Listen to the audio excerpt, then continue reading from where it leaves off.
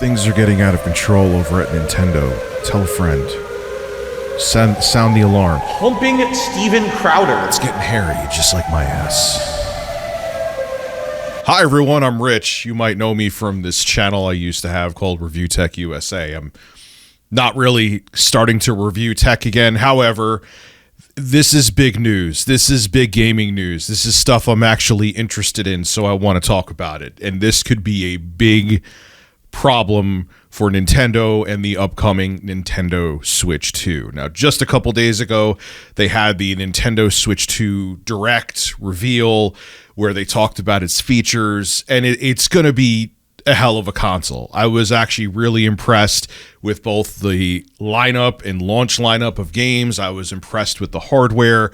They're going all out with the screen. Well, it's not OLED, but they have a bunch of cool features coming to the Nintendo Switch 2, 120 hertz refresh rate, VRR, which means you won't get screen tearing when you're in handheld mode on the console, HDR 10, which is going to make colors more vibrant. Hopefully it's a mini LED screen they have. It's still LCD, but they have a mini LED back panel so they could really take advantage of the HDR. But beyond that, though, it seems like it's going to be a very capable piece of hardware, and they're saying it's about 10 times more powerful than the original Nintendo Switch. So in terms of capability, it seems right on the money. But when it comes to how much it's going to cost, well, people were already complaining about the price. They have two different models of the Nintendo Switch that are launching, I think, still on June 5th. That might change too with things that just happened, but they're going to have two different models. They're going to have one where you just get the console for $450, and then they're going to have the other model, which is going to include a copy of Mario Kart World, and that's going to be $499, which that's interesting to talk about too, because it's actually cheaper to get the game bundled in there, because if you buy a Mario Kart World separately, it's going to be $80, $80 US. That's a lot of money for a game. A lot of money. Now, the original prices that were announced during the Nintendo Switch 2 event, a lot of people are pissed at. Okay, they're going from spending $300 on the original Nintendo Switch when that launched, and now Nintendo's asking another $150 or another $200, depending on which bundle you get of the Nintendo Switch 2, for their next-gen hybrid system. And then on top of it, they're asking you to spend $80 a pop on games, some games anyway, and people are not happy. When they had live events after the Nintendo Switch 2 reveal, there was a whole bunch of people saying, drop the price, lower the price, drop the price, which I understand. It's tough to afford things now as it is. And then you want people to possibly spend $80 a game? I mean, for Christ's sake, we're hearing that Grand Theft Auto 6, Rockstar's toying with the idea of making it $100 when it launches. $100 for a single game. But it's going to get worse. It's going to get worse. So anyway, the pre-orders for the Nintendo Switch 2 were supposed to launch on April 9th. But unless you've had your head in the sand, you know that the tariffs that are being implemented in the States, don't even get me started, not going to make this about politics, are making things very unstable, and there's trade wars going on, and it's absolutely out of control. I'm not here to talk about politics, though, but nonetheless, because of that, Nintendo announced that April 9th is no longer the pre-order date. This is what they told Polygon. Pre-orders for the Nintendo Switch 2 in the US will not start on April 9th, 2025, in order to assess the potential impact of tariffs and evolving market conditions, Nintendo said in a statement provided to Polygon. Nintendo will update timing at a later date. The launch date of June 5th, 2025 is unchanged. Now, Trump hit China with a 34% tariff, and Vietnam, where Nintendo also has some of their production facilities, was hit with a 46% tariff. And who do you think those extra expenses are going to be handed down to? You and me.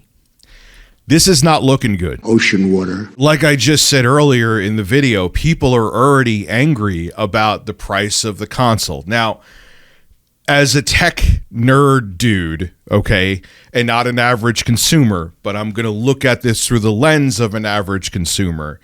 I actually thought the prices are going up now. Let's keep it real. There's a good chance they're going up. Unless something happens with the tariffs where things settle down, it's almost guaranteed that the price of the Nintendo Switch is going up. If it doesn't, great, but right now it's not looking good. But what the system's offering with the powerful SoC from NVIDIA, the 120 hertz screen with VRR, which gives you the variable refresh rate, HDR10, how much more capable they've made the Switch 2 compared to the original Switch.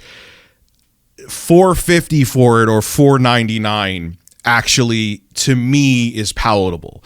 But I could see it being sticker shock to the average consumer who doesn't understand all of those phrases. And what's interesting with Nintendo is they're not really into talking about the tech of their hardware. I was actually surprised in the Direct they actually talked about as much as they did with like spatial audio sound and what the screen was capable of. I thought they would have just told you it was a 1080p panel and moved on, but they really went into it, which I like as a tech guy, but the average consumer is like, all right, cool, it's a next-gen Switch, just give it to me. Wait, you want me to spend $450 on this thing or $500 if I want to get Mario Kart World? What? And now, with these tariffs affect the price, the console's going to get more expensive. And we're going to get into ROG Ally and ROG Ally X territory if it becomes $600 plus in the States. Also keep in mind too, albeit less powerful, but it gives you access to a huge library. I'm looking at it right now. You could get a Steam Deck, the 256 gigabyte LCD one for $399, or if you want to get the OLED with 512 gigabytes, it's $549. I'm not trying to sell you on a Steam Deck, but you see where I'm going with this. Nintendo put these features in because essentially they started this hybrid portable / home console market. Nintendo was the one who really opened the doors to it with the original Switch. And after that, we saw the Steam Deck and a bunch of different models from GPD Win and the ROG Ally and the Lenovo Legion Go. And the Switch kind of created this new market that now, even though Nintendo really set the bar for it and created the foundation, they have to compete with these other devices. Now, of course, Nintendo is going to have their exclusives that you can't get anywhere else. But if you're a consumer that's like me, and there is many of me out there, just not as sexy, you're not going to be super concerned about the exclusives. And if there's another way to play AAA third-party games that might be cheaper, you may think twice about the Switch now. I don't know what Nintendo is going to do about this. And even former Nintendo of America PR managers, Kit Ellis and Krista Yang, you might remember them from like the Nintendo Treehouse events back in the day. They have their own YouTube channel now. And they were talking about this. And this is exactly what they said. It's right here. They said, I don't want to blow things out of proportion, but this feels like a true crisis moment for Nintendo.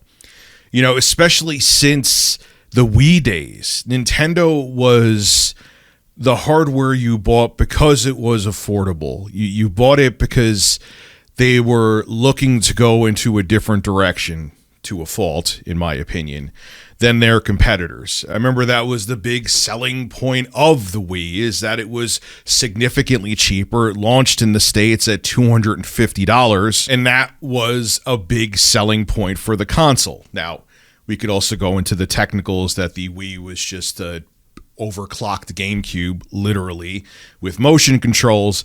But again, in a sea of much more expensive consoles, and you remember how expensive the PlayStation 3 was, going to $600, that made the Wii, standard definition and all, really compelling to the average consumer.